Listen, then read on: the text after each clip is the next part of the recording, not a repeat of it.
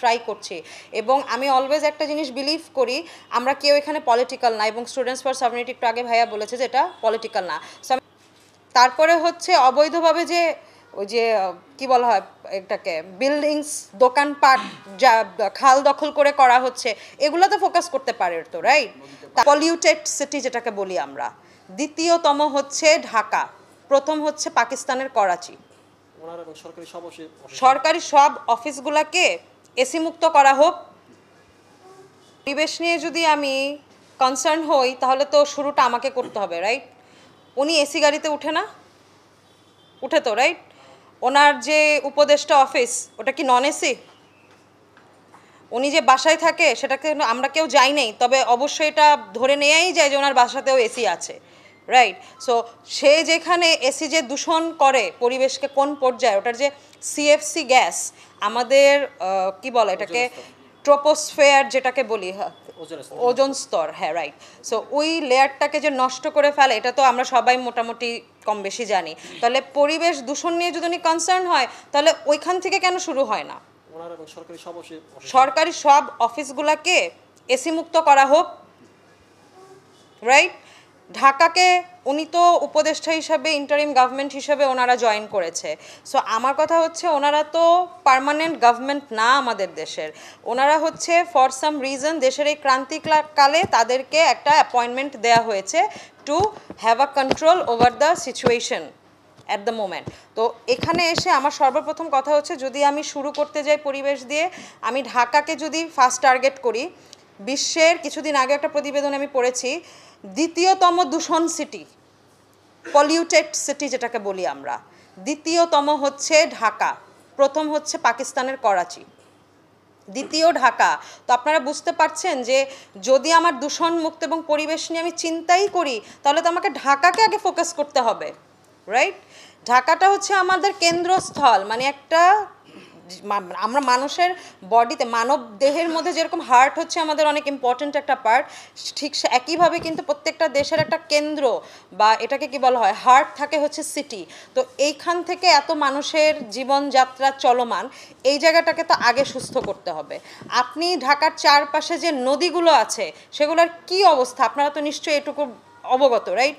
বুড়িগঙ্গার কি অবস্থা, ওইদিকে তুরাগ আছে, তারপরে হচ্ছে বসিলা আছে। তো এই যে নদীগুলোর যে বাজে অবস্থা, হ্যাঁ, এই জায়গাগুলোকে কেন ফোকাস করা হচ্ছে না?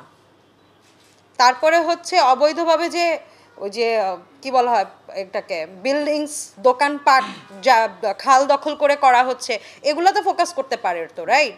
তারপরে হ্যাঁ নদীর মধ্যে যেই জিনিসগুলো ঘটছে যে বালি উঠায় ফেলতেছে না, পাথর উঠায় ফেলতেছে, এই ব্যাপারগুলো নিয়েও ফোকাস করতে পারে। তো ওইটা না করে উনি আসার তো আজকে 3 মাস, সো উনি এসেই সর্বপ্রথম কেন সেন্ট মার্টিনস অ্যান্ড ট্যুরিজম সেক্টরটাকেই টার্গেট করা হলো? আমরা তো শত্রু না নিশ্চয়ই, উনিও আমাদের শত্রু না, আমরাও ওনার শত্রু না। উনি একজন উপদেষ্টা হিসেবে খুব সুন্দরভাবে একটা এরকম মানে কি বলবো একটা sensitive situation of Bangladesh at the moment, এই টাইমে উনি আর ওনার পুরা টিমটা মানে আমাদের উপদেষ্টা ডক্টর মোহাম্মদ ইউনূসের ফুল টিমটা এখন আমাদের দেশের জন্য কাজ করছে। সো তারা তো গভর্নমেন্ট হয়ে এই মুহূর্তে হচ্ছে কাদের জন্য মানে ইন্টারিম গভর্নমেন্ট হয়ে জনগণের জন্য কাজ করবে, রাইট? সো জনগণের জন্য কাজ করতে গিয়ে ওনারা তো জনগণের সাথে কোনো আলোচনাতেই আসতে চাচ্ছে না। এই যে আজকে আমাদের কত 5th সমাবেশ হচ্ছে, রাইট? পঞ্চম মানে এর আগে 6th, সো 6th সমাবেশ হচ্ছে আজকে। তো এই পর্যন্ত তো বিগত 1 মাসের উপরে আমরা এই ব্যাপারগুলো নিয়ে প্রতিনিয়ত তার ফোকাসে আসার ট্রাই করছি এবং আমি অলওয়েজ একটা জিনিস বিলিভ করি আমরা কেউ এখানে পলিটিক্যাল না এবং স্টুডেন্টস ফর সভরেনিটি একটু আগে ভাইয়া বলেছে যে এটা পলিটিক্যাল না। সো আমি বিলিভ করি যে আলোচনার কোনো বিকল্প নেই। পৃথিবীর অনেক বড় বড় সমস্যার সমাধান ছিল আলোচনা, হ্যাঁ?